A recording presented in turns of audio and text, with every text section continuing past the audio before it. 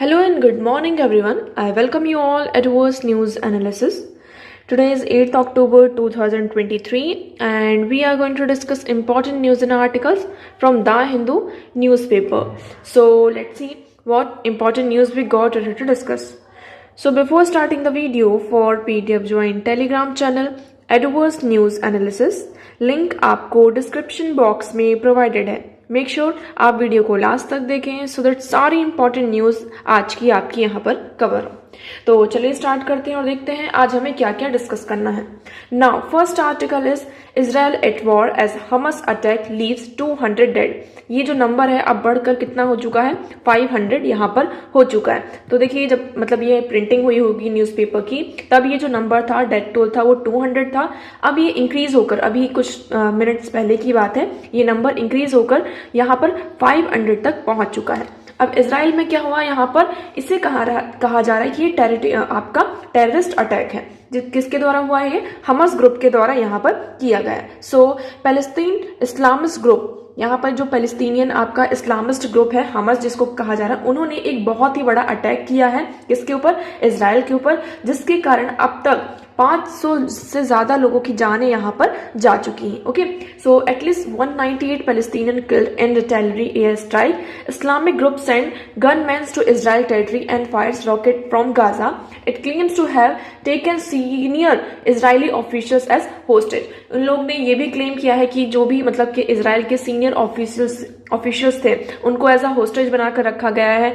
और गाजा में यहाँ पर जो फायर रॉकेट्स हैं जो वहाँ की इजराइल की टेरिटरी है वहाँ पर गनमैन्स को सेंड किया गया है इन इस्लामिक ग्रुप्स के द्वारा. अब तक ये भी कहा जा रहा है कि जो पैलेस्टीनियन ग्रुप है उसमें से 198 जो मिलिटेंट्स हैं उनकी भी यहाँ पर डेथ हुई है. ओके, तो अभी ये तक देखते हैं इसमें फर्दर क्या सामने निकल कर आता है. लेकिन हाल ही फिलहाल की ये न्यूज है कि इस्लाम मतलब कि आपका जो इजराइल है वहां पर अभी क्या चल रहा है, आपका वॉर चल रहा है. इसमें सारी कंट्रीज एक तरीके से क्या कर रही हैं, इजराइल को सपोर्ट कर रही हैं. इवन इंडिया ने भी यहाँ पर रिस्पॉन्स दिया है कि हम यहाँ पर जो मिलिट्री रिस्पॉन्स आपका आया है उसके साथ साथ जो ये पैलेस्टीन इस्लामिक ग्रुप है इसको कौन बैक ऑफ कर रहा है, ईरान की तरफ से. मतलब उसका जो सपोर्ट है ईरान कर रहे हैं और इजराइल का सपोर्ट आपका पता ही है, यूएसए यहाँ पर इजराइल का पूरा सपोर्ट कर रहा है, इंडिया भी सपोर्ट कर रहा है, इवन और भी कंट्रीज हैं जो यहाँ पर इसको सपोर्ट कर रही है. ओके, नेक्स्ट मूव करते हैं. नेक्स्ट आर्टिकल है GST council affirms 28% tax on online betting from October 1. अब इससे पहले हमने देखा था जीएसटी काउंसिल की मीटिंग हुई थी. उस मीटिंग में ये कहा गया था कि किस प्रोडक्ट में कितना यहाँ पर टैक्स लगाया जाएगा. इसी के चलते आप लोगों को अगर याद हो हमने इसको डिस्कस भी किया था कि जो बैटिंग होती है, गैम्बलिंग होती है, उसमें 28% टैक्स लगाया गया था. जो ऑनलाइन आपकी गैम्बलिंग होती है, बैटिंग होती है, उसमें 28% टैक्स लगाया गया था. ये यहाँ पर काउंसिल ने कहा था. फिर इसका जो इम्प्लीमेंटेशन होना था कब से होना था, 1 अक्टूबर से होना था. आज कौन सी डेट है आपकी, 8 अक्टूबर. तो ये कहा गया कि इसमें से जो ये जीएसटी में मतलब कि 28% जो टैक्स लगाया जा रहा है ऑनलाइन बेटिंग में उसको यहाँ पर हटाया नहीं जाएगा, रिवोक नहीं किया जाएगा. और कौन कौन से अनाउंसमेंट हुए हैं जीएसटी काउंसिल की इस मीटिंग में, तो अब हम देख लेते हैं. Extra neutral alcohol in liquor production capped outside GST. जो हमारा एक्स्ट्रा न्यूट्रल अल्कोहल लिकर है उसका जो प्रोडक्शन है उसको जीएसटी से बाहर रखा गया है. State empowered to tax on ENA. यहाँ पर स्टेट को एम्पावर किया गया है, स्टेट को पावर दी गई है कि वो क्या करे, आपका जो एक्स्ट्रा न्यूट्रल अल्कोहल है उसमें वो कितना टैक्स लगाना चाहते हैं. It depends on the state. Now next one is blended flour with at least 70% millets made tax free when sold loose. अभी कहा जा रहा है जैसे कि आपके जो ब्लेंडेड फ्लावर होते हैं और 70% जो आपके मिलेट्स होते हैं अगर वो लूजली लाइक पैकेट में आपके वो पैक नहीं है, लूजली उनको क्या किया जा रहा है, सोल्ड किया जा रहा है, तो उसमें कोई भी टैक्स आपका नहीं लगेगा. Levy on molasses slash from 28% to 5% to lower cattle feeds cost help sugar cane farmers. और यहाँ पर जो कैटल फीड्स हैं, कैटल को जो हम फीड करते हैं, जो भी आपके जैसे कि गाय हो गई, भैंस हो गई, उनको जो उनका फीडिंग फूड है उसका भी कॉस्ट यहाँ पर क्या किया गया है, कम किया गया है, जो कि शुगर केन के जो फार्मर्स है उनको यहाँ पर हेल्प करेंगे. ओके, सो हम थोड़ा जीएसटी के बारे में देख लेते हैं. What is this GST. तो जीएसटी काउंसिल आप सभी को पता है ये आता है आपका 101 amendment act 2016 and 122nd amendment bill यहाँ पर आता है, pave the way for the implementation of the GST. यहाँ से आपका जीएसटी लगता है। So GST council joint forum for the centre the state under article 279A of the constitution. GST council क्या है? एक ज्वाइंट फोरम है, किसके लिए? सेंटर एंड स्टेट के लिए, under article 279A of the constitution. ये हमारे कॉन्स्टिट्यूशन में ही क्या है? मेंशन है। Okay, so article 279A gives the president the authority to appoint GST council by executive order. यहां पर क्या करता है? प्रेसिडेंट को ये अथॉरिटी प्रोवाइड करता है। कौन? Article 279A। 279A प्रेसिडेंट को ये अथॉरिटी प्रोवाइड करता है, उनको इंपावर करता है कि वो क्या करेंगे? By the executive order. मतलब यहाँ पर जो एग्जीक्यूटिव है उसका ऑर्डर आएगा और उसके तहत यहाँ पर जीएसटी काउंसिल को अपॉइंट किया जाएगा। इसमें कौन कौन मेंबर होते हैं? सो हम देखेंगे, इनको हेड किया जाता है यूनियन फाइनेंस मिनिस्टर, वो चेयरपर्सन होती हैं, और वेरियस स्टेट्स के आपके जो मिनिस्टर्स होते हैं, फाइनेंस मिनिस्टर्स होते हैं, वो इस काउंसिल के क्या होते हैं? आपके मेंबर होते हैं। ओके, सो आई होप ये इनका काम क्या होता है? इनका काम ये होता है कि आपके जो वेरियस प्रोडक्ट्स हैं उनका जो रेट स्लैब है उसको डिसाइड करना कि जीएसटी के अंदर किस आइटम को रखना है, किस आइटम को नहीं रखना। तो ये सारा काम जो होता है किसका होता है? जीएसटी काउंसिल का होता है। ओके, सो आई होप आपको ये यहाँ पर क्लियर होगा। नेक्स्ट मूव करते हैं। नेक्स्ट मूव करने से पहले हम डिस्कस करेंगे कुछ क्वेश्चंस। तो देखते हैं पहला क्वेश्चन क्या है। First question is Which one of the following categories of fundamental rights incorporate against untouchability as a form of discrimination? बहुत ही इजी क्वेश्चन है, आप इजीली इसको यहाँ पर आंसर कर सकते हैं और ये यूपीएससी के द्वारा पूछा गया क्वेश्चन है आपका। ये भी मतलब कि ये पीवाईक्यूज हम यहाँ पर डिस्कस करते हैं। ओके, तो यूपीएससी के द्वारा पूछा गया ये क्वेश्चन है। इस क्वेश्चन में क्या कह रहे हैं कि which one of the following categories. हमने फंडामेंटल राइट्स पढ़े हैं, टोटल हमारे पास 6 फंडामेंटल राइट्स हैं, like right to equality, right to freedom, है ना। तो ये जो भी पहले तो उसके अंदर टाइटल है आपके, जैसे कि राइट टू इक्वालिटी की हम बात करते हैं, इसके अंदर भी आपके बहुत सारे आर्टिकल्स देखने को आपको मिलते हैं। राइट टू फ्रीडम की जब हम बात करते हैं तो उसमें भी आपको आर्टिकल्स देखने को मिलते हैं, है ना, 14 to 18, 19 to 20, 21 इस तरीके से। तो ये जो यहाँ पर हमने कैटेगरीज करके रखी, इनको कैटेगराइज करके रखा फंडामेंटल राइट्स को, तो हमें ये बताना है कि fundamental rights incorporate against untouchability as a form of discrimination. यहाँ पर किस कैटेगरी के अंदर आपका untouchability as a form of discrimination आता है? Right against exploitation, right to freedom, right to constitutional remedies, right to equality. तो राइट ऑप्शन क्या है? आप लोग कमेंट सेक्शन में कमेंट करके यहाँ पर बताएंगे इस क्वेश्चन का आंसर। बहुत ही इजी क्वेश्चन है, सभी ने यहाँ पर फंडामेंटल राइट्स तो अब तक यहाँ पर पढ़ ही लिए होंगे, तो आप लोगों को इस क्वेश्चन का आंसर कॉमेंट सेक्शन में करना है। ओके, नेक्स्ट मूव करते हैं। नेक्स्ट क्वेश्चन है Water can dissolve more substance than any other liquid because ये कहा जा रहा है, देखिए ये मत सोचिए कि ये मैं किसी कहीं और से ये क्वेश्चन उठाकर लाई हूँ, ये भी जो आपका क्वेश्चन है यूपीएससी के द्वारा ये पूछा गया आपका क्वेश्चन है। ठीक है, यूपीएससी के द्वारा इस क्वेश्चन को पूछा गया था कि water can dissolve more substance than any other liquid because, इसमें कहा था अगर आप वाटर की बात करते हैं, वाटर में आप बहुत सारे जो सब्सटेंस होते हैं उसको डिसॉल्व कर सकते हैं, और कोई आपका जो अदर लिक्विड है उसके कंपैरिजन में, लाइक वाटर है आपका और दूसरी तरफ मैं ऑयल लेती हूँ, है ना, 2 सब्सटेंस हो गए हमारे पास, दोनों ही लिक्विड है, लेकिन जो चीजें वाटर में डिसॉल्व हो सकती हैं क्या वो ऑयल में हो सकती हैं? है ना, बहुत सारी चीजें ऑयल में डिसॉल्व नहीं होती हैं बट वो वाटर में डिसॉल्व हो जाती हैं। तो इसका मेन रीजन क्या है ये हमें बताना है। फर्स्ट है it is dipolar in nature, it is good conductor of heat, it was high value of specific heat, it is an oxide of hydrogen. जैसे कि वाटर का फॉर्मूला क्या होता है? H2O। ओके, तो इसमें ये कहा जा रहा है क्या ये ऑक्साइड है हाइड्रोजन का, इसलिए इसमें बहुत सारे सब्सटेंस डिसॉल्व होते हैं। It has high value of specific heat, क्या इसकी जो स्पेसिफिक हीट है वो बहुत ज्यादा हाई है।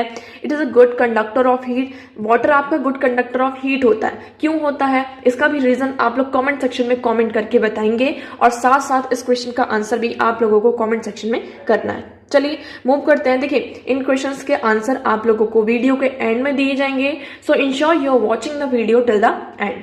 नेक्स्ट मूव करते हैं। अब हमारा नेक्स्ट है, देखिए आज के न्यूज़पेपर में हर एक पेज में आप देखेंगे यहाँ पर फ्रॉम स्टार्टिंग फ्रंट पेज से लेकर लास्ट पेज तक देखेंगे इजराइल के बारे में यहाँ का। So India stand in solidarity with Israel after attack says Modi. यहाँ पर हमारे जो प्राइम मिनिस्टर नरेंद्र मोदी जी हैं उन्होंने कहा है कि इंडिया क्या है इजराइल के साथ यहाँ पर साथ में है और जो solidarity with Israel. So Indian embassy in Tel Aviv has urged nationals to maintain security protocols and stay close to safety shelter. Meghalaya chief minister Conrad Sangma says that at least 27 persons from the state visiting Bethlehem are stuck following conflict. अब ये कहा जा रहा है जो Indian हैं कहाँ Israel में, उनसे ये कहा जा रहा है जो भी हमारे नेशनल्स हैं, तो उन ये कहा गया कि आप जो सिक्योरिटी प्रोटोकॉल्स हैं उन्हें मेंटेन करके रखिए और जो सेफ्टी शेल्टर्स हैं उसके पास ही यहाँ पर रहें। ओके, नेक्स्ट मूव करते हैं। नेक्स्ट आर्टिकल है आज का हमारा, ISRO plans Gaganyaan unmanned flight test gears for abort mission. अब यहाँ पर गगनयान मिशन आपका होने वाला है। गगनयान मिशन क्या है, इसमें हम ह्यूमन बींग्स को, आपके 3 ह्यूमन क्रू मेंबर्स को कहाँ करेंगे, जो अर्थ का लोअर ऑर्बिट है, जैसे कि अर्थ है और जो अर्थ का आपका लोअर ऑर्बिट है वहां पर आपका भेजा जाएगा और ये भी हम इंश्योर करेंगे कि उनको क्या किया जाए, सेफ्टी से सिक्योरिटी के साथ अर्थ में फिर से वापस उनकी लैंडिंग करवाई जाए। ठीक है, उनकी लैंडिंग यहाँ पर क्या पर होगी, या तो बे ऑफ बंगाल में या फिर अरेबियन सी में होगी। ठीक है, अभी इनके यहाँ पर जो एस्ट्रोनॉट्स हैं हमारी उनकी ट्रेनिंग चल रही है, लेकिन इससे पहले हम क्या करते हैं, टेस्ट करते हैं, कुछ टेस्ट करते हैं। तो इसरो ने भी यहाँ पर जो अननेम्ड फ्लाइट टेस्ट है गगनयान मिशन के लिए, उसकी यहाँ पर प्रिपरेशन की है कि वो क्या करेंगे, जो उनका फ्लाइट टेस्ट है व्हीकल अबॉर्ट मिशन 1, ये यहाँ पर कंडक्ट किया जाएगा। Okay, so the flight test vehicle abort mission 1 is expected to take place by October end from the Satish Dhawan Space Center in Sriharikota. 4 pilots undergoing training for main space mission as an astronaut training facility in Bengaluru. तो बेंगलुरु में अभी जो भी हमारे astronauts हैं उनकी training यहाँ पर चल रही है for the Gaganyaan mission. Next move करते हैं। So next article is UGC to train over 1000 teachers to teach Indian knowledge system from degree level. अब UGC आप सभी को पता है, हमारी जो UGC है उन्होंने क्या किया है कि 1000 से ज्यादा टीचर्स को यहाँ पर ट्रेनिंग प्रोवाइड की है, जिससे वो क्या कर सके, जो हमारे डिग्री लेवल आपका जो कोर्स होता है, जैसे कि UG आपका जो हम ग्रेजुएशन करते हैं फिर पोस्ट ग्रेजुएशन करते हैं, तो इन ग्रेजुएशन में डिग्री लेवल में हम क्या कर सके, इंडियन नॉलेज सिस्टम को पढ़ा सके। क्या कर सके, टीचर जो हैं वो इंडियन नॉलेज सिस्टम को डिग्री लेवल तक यहाँ पर पहुंचा सके, यहाँ पर उनको पढ़ा सके, इसलिए UGC ने यहाँ पर 1000 से ज्यादा टीचर को ट्रेनिंग प्रोवाइड की है। अब ये इंडियन नॉलेज सिस्टम क्या है, इसके बारे में हमें थोड़ा पता होना चाहिए। तो एंशिएंट टाइम में हम देखते हैं टोटल यहाँ पर कुछ एरियाज कवर किए गए। कौन कौन से एरिया यहाँ पर कवर है आपका, पहला है परंपरा। परंपरा क्या है, ट्रेडिशन। सेकंड है दृष्टि। दृष्टि का मतलब होता है आपका पर्सपेक्टिव। और लौकिक प्रायोजन। लौकिक प्रायोजन का मतलब होता है मॉडर्न रिलेवेंस, मतलब कि ट्रेडिशन कैसा चला आ रहा है, फिर उसको हमने अपने पर्सपेक्टिव से देखा, फिर जो हमारा मॉडर्न रिलेवेंस, उस पर्टिकुलर चीज का जो हम यहाँ पर पढ़ा रहे हैं, कर रहे हैं, उसका मॉडर्न में क्या रिलेवेंस है। तो ये हमारा क्या है, एंशिएंट सिस्टम नॉलेज का मतलब कि एक सिस्टम है, हमारे Indian knowledge, ancient Indian knowledge का एक सिस्टम है। यहाँ पर टोटल 6 डे की ट्रेनिंग हुई थी, इसको 4 पार्ट्स में यहाँ पर डिवाइड किया गया था, जिसमें जो वैदिक टेस्ट है, आपकी जो वैदिक टेक्स्ट है और फिलोसफिकल फाउंडेशन, जैसे कि हम बात करते हैं दर्शन शास्त्र की, वैदिक फिलोसफी, कर्म एंड धर्म क्या है, इनको 3rd पार्ट में इंक्लूड किया गया था। Methods of teaching like such as tantra yukti which is a research methodology and innovative pedology. तो तंत्र जो युक्ति होती है वो उसका हम यूज रिसर्च मेथडोलॉजी में हम यूज करते हैं। तो जो भी हमारा ये एंशिएंट सिस्टम है, ancient knowledge, Indian knowledge system है, उसको किस तरीके से जो डिग्री लेवल हमारा जो UG होता है और PG होता है उसमें इनकॉर्पोरेट कर सके, इसके लिए यहाँ पर UGC के द्वारा ट्रेनिंग प्रोवाइड की गई है। ओके, ये ट्रेनिंग प्रोग्राम कहाँ कहाँ पर कंडक्ट हुए हैं, मेनली 6 सिटीज में, Nagpur, Chennai, Varanasi, Srinagar, Guwahati and Delhi. So each covering the surrounding states. Training session are already over in the first 4 cities and will be conducted in Guwahati and Delhi later this month. अभी 4 cities में ये training programme आपका हो चुका है कंप्लीट, और आपकी जो 2 सिटीज हैं दिल्ली एंड गुवाहाटी, वहां पर अभी ये end of the month conduct की जाएंगी। ओके, नेक्स्ट मूव करते हैं। It is important for you, Ganga Ghaghara basin canal pose a threat to dolphin study. यहाँ पर हम किसकी बात कर रहे हैं, गंगा एंड घाघरा रिवर है, गंगा एंड घाघरा रिवर का जो बेसिन है वहां पर जो कैनाल है वो क्या कर रहा है, जो डॉल्फिन है हमारी गंगा रिवर डॉल्फिन है उनके लिए एक थ्रेट को पोज कर रहा है, मतलब कि खतरा बनता जा रहा है। अब तक हमने देखा वहां पर ये रिवील हुआ है, एक रिसर्च हुई है, साइंटिफिक रिसर्च यहाँ पर पब्लिश हुई है। रिसर्चर्स ने ये यहाँ पर रिवील किया है that 19 Gangetic river dolphin had been rescued from the irrigation canal of the Ganga Ghaghara basin in Uttar Pradesh between 2013 to 2013 से लेकर 2020 तक जो हमारा गंगा घाघरा बेसिन है, ओके, उत्तर प्रदेश में ये आपका पड़ता है। जैसे कि इस तरीके से यहाँ पे गंगा आ रही है और यहाँ से घाघरा रिवर आ रही है, और ये घाघरा रिवर ये आपका यूपी में पड़ा, और ये जो बेसिन यहाँ पर है, यहाँ पर क्या आपका इरिगेशन कैनाल है, इरिगेशन कैनाल है।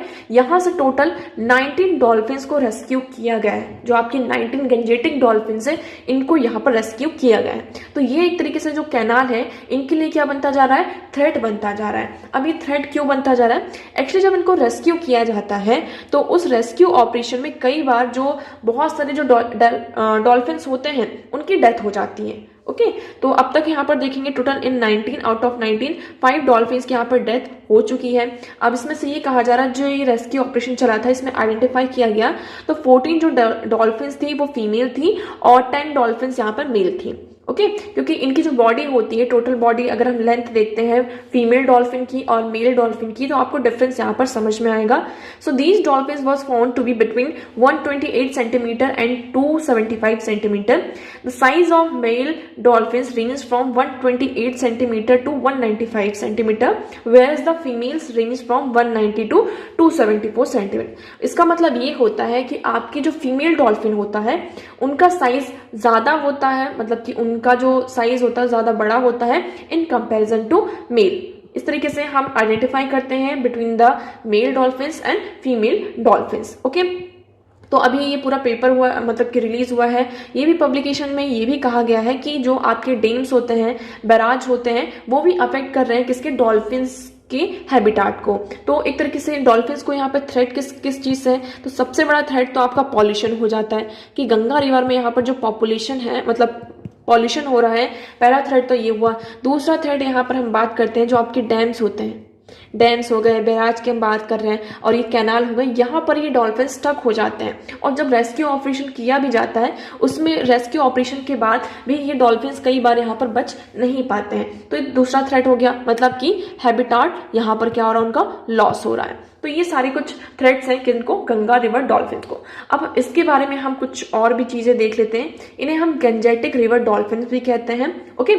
सो it is a reliable indicator of the health of the entire river ecosystem. It was recognized as national aquatic animal in 2009. हम गेंजेटिक रिवर को नेशनल एक्वाटिक एनिमल भी कहते हैं। इसे गवर्नमेंट ऑफ इंडिया के द्वारा 2009 में रिकॉग्नाइज किया गया था, ओके।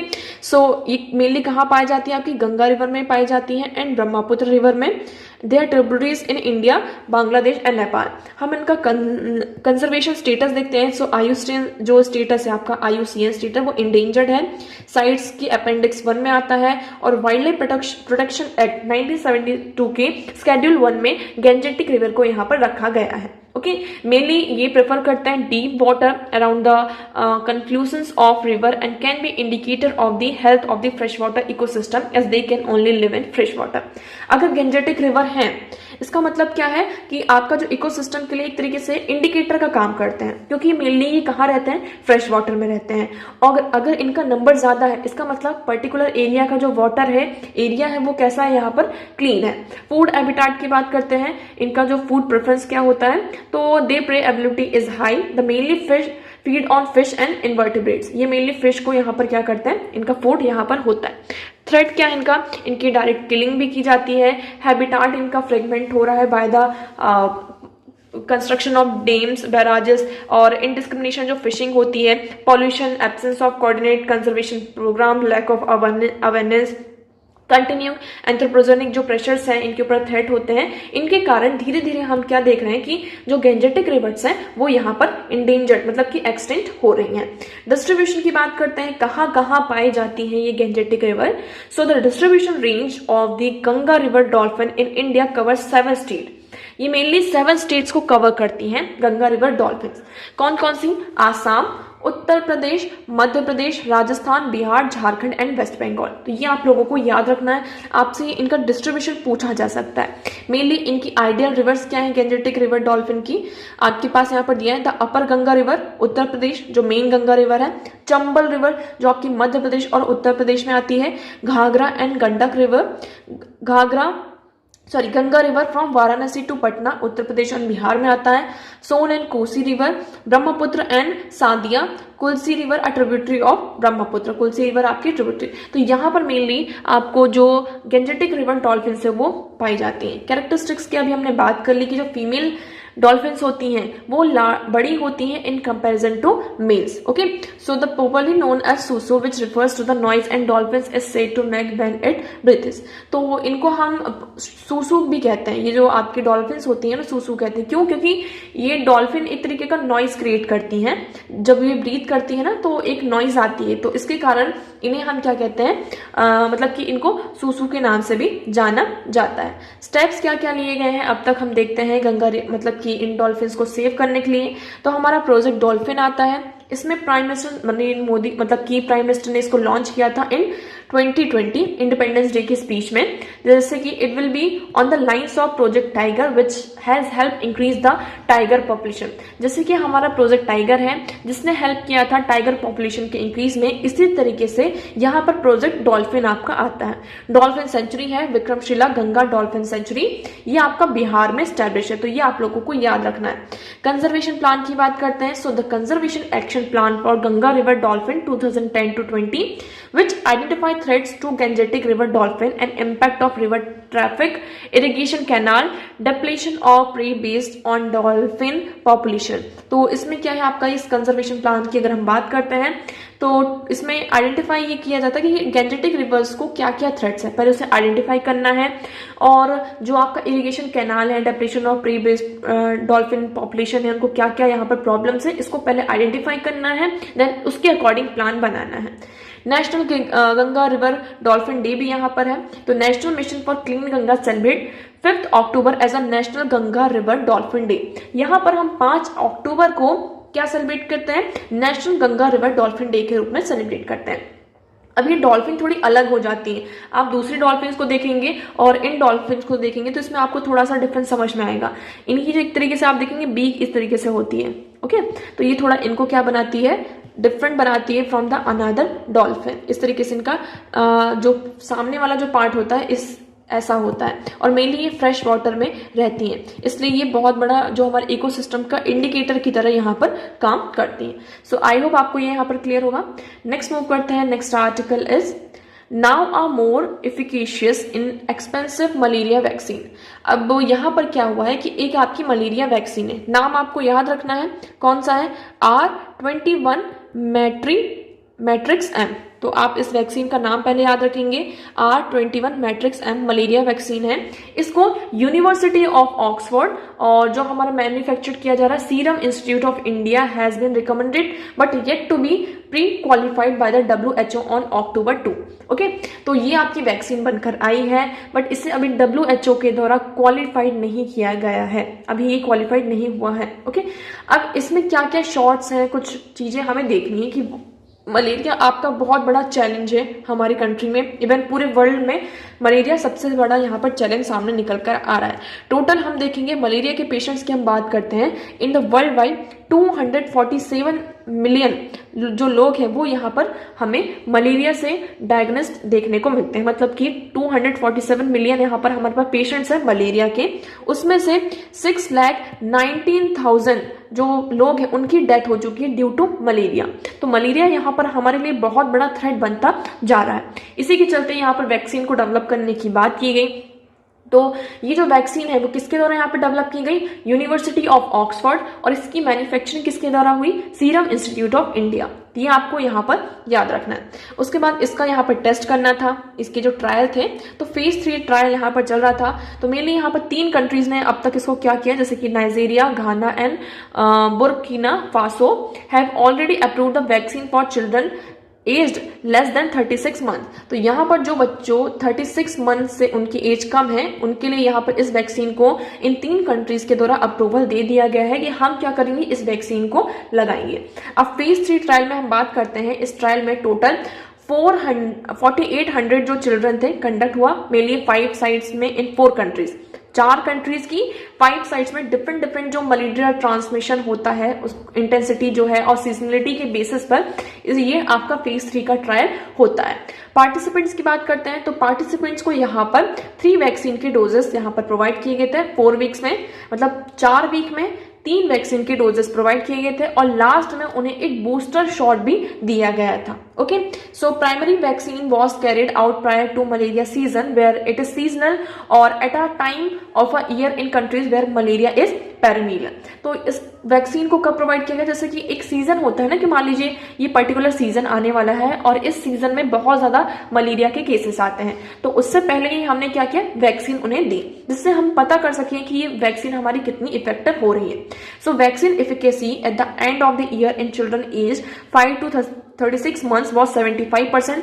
अगर हम वैक्सीन की इफिकेसी देखते हैं मतलब कि कितना इफेक्टिव रहा, तो 5 to 36 मंथ्स के बच्चों में ये 75% इफेक्टिव रहा और उससे ज्यादा अगर हम देखते हैं 68% जो पेरिनियल की हम बात करते हैं सीजनल में तो हमारा ये 75% इफेक्टिव रहा, पेरिनियल की बात करते हैं उसमें 68% यहाँ पर ये इफेक्टिव रहा। So in children age 5 to 17 months who are more likely to die due to severe malaria the vaccine efficacy was higher. यहाँ पर जो 5 से 17 महीने के बच्चे होते हैं वो ज्यादा यहाँ पर क्या होते हैं आपके मतलब कि उनमें जो केसेस होते हैं मलेरिया के कारण उनकी जो डेथ होती है, तो वहां पर सबसे ज्यादा हमें हाई परसेंटेज देखने को मिलता है कि ये वैक्सीन ने बहुत ही इफेक्टिवली यहाँ पर काम किया है। तो जो 79% where malaria is seasonal and 75% where malaria is perennial. So in children age 18 to 36 months vaccine efficacy was 73% where malaria is seasonal and 63% where malaria is perennial. तो यहाँ पर हमारा जो ये वैक्सीन है वो बहुत ही इफेक्टिवली काम करता हुआ नजर आ रहा है। एट द एंड उन्हें यहाँ पर वैक्सीन मतलब कि आफ्टर द 12 मंथ्स प्राइमरी जो सीरीज है लाइक हमने 3 डोजेस स्टार्टिंग में दिए, बट उसके बाद जब ये हमारा डोज का 12 मंथ हो गया उसके बाद हमने क्या किया, एक बूस्टर डोज भी उन्हें प्रोवाइड किया। क्या किया, बूस्टर डोज दिया। अब इसे WHO के द्वारा अभी अप्रूवल नहीं मिला गया है, अब ये अप्रूव होता है तो उसके बाद इससे फिर क्या होगा, इसको और भी कंट्रीज के द्वारा इनको प्रोवाइड किया जाएगा। नेक्स्ट मूव करते हैं, कुछ यहाँ पर हमारे छोटे छोटे स्नैपशॉट्स हैं, इनके बारे में देखते हैं। सो 24 unreported human made earthquake discover. अब तक यहाँ पर ह्यूमन मेड, अब तक हम एक नेचुरल अर्थक्वेक होता है आपका, दूसरा हम यहाँ पर बात कर रहे हैं किसके, ह्यूमन मेड, जो आपके आर्टिफिशियल अर्थक्वेक्स होते हैं। यहाँ पर 24 रिपोर्टिंग हुई। सो आपका यहाँ पे पूरा डेटा आता है। इस डेटा की अगर हम बात करें, सो researchers search 5,315 square kilometer of LIDAR survey data and discovered 24 unreported human-made earthquake, including fortified villages and regions across Amazon basin. But LIDAR survey data covered to 0.08% of total area और Amazonia. Okay, तो मतलब यहाँ पर total कितने cases हमारे निकल कर आ रहे हैं जो कि ह्यूमन मेड है, 24 यहाँ पर रिपोर्ट मतलब कि अनरिपोर्टेड हमारे अर्थक्वेक के केसेस हैं। नेक्स्ट मूव करते हैं। नेक्स्ट है हमारी antiquity of ancient human footprints at White Sand. यहाँ पर आप देखेंगे ये व्हाइट सैंड है और यहाँ पर जो आपके एंशिएंट ह्यूमन बींग्स थे उनके फुटप्रिंट्स हमें मिले हैं। क्या मिले हैं, व्हाइट सैंड में एंशिएंट ह्यूमन बींग्स के फुटप्रिंट्स यहाँ पर मिले। सो न्यू रेडियो कार्बन 14 जिसे हम कहते हैं optically stimulate luminescence ages have confirmed the controversial antiquity of ancient human footprint discovered in White Sand national park. So ये हमारा जो व्हाइट सैंड नेशनल पार्क है, रिसर्चर्स ने यहाँ पर रिपोर्ट किया है कि ये भी कहा है कि ये जो आपके फुटप्रिंट्स हैं ये 23,000 से लेकर 20,000 ईयर्स अगो के पहले हैं, demonstrating that humans were present in southern north America during the last glacier maximum. तो जो हमारा लास्ट ग्लेशियर मैक्सिमम है सदर्न नॉर्थ अमेरिका है, वहां पर इस फुटप्रिंट से हमें ये पता चलता है कि वहां पर ह्यूमन बींग्स क्या करते थे, रहते थे। ओके, नेक्स्ट है हमारा the risk of radioactive waste water release. अब हम बात कर रहे हैं किसकी, फुकुशिमा दयाची न्यूक्लियर प्लांट, ये कहाँ है आपका, जापान में है, expected to have negligible effect on people and the ocean. तो इसके कारण ये जो आपका न्यूक्लियर प्लांट है, इससे जो वेस्ट वाटर रिलीज हो रहा है उससे हमें क्या होगा, नेग्लिजिबल हमारे कुछ इफेक्ट्स हैं जो कि लोगों के ऊपर और ओशनिक लाइफ में यहाँ पर होंगे, क्योंकि ये जो वाटर यहाँ पर रिलीज हो रहा है न्यूक्लियर प्लांट से वो कैसा है आपका, रेडियो एक्टिव वेस्ट वाटर है। सो ये जो डिस्चार्ज हो जाए, the science behind risk shows that amount of radiation in the plant discharge are being kept well below the radiation safety limit are less than those in existing waste water release। तो यहाँ पर इनका जो safety है उसकी limit जो है उसको अभी रखा गया है, बट स्टिल इस रेडियो एक्टिव वेस्ट वाटर के कारण बहुत बड़ा जो रिस्क है वो हमारे सामने आ सकता है।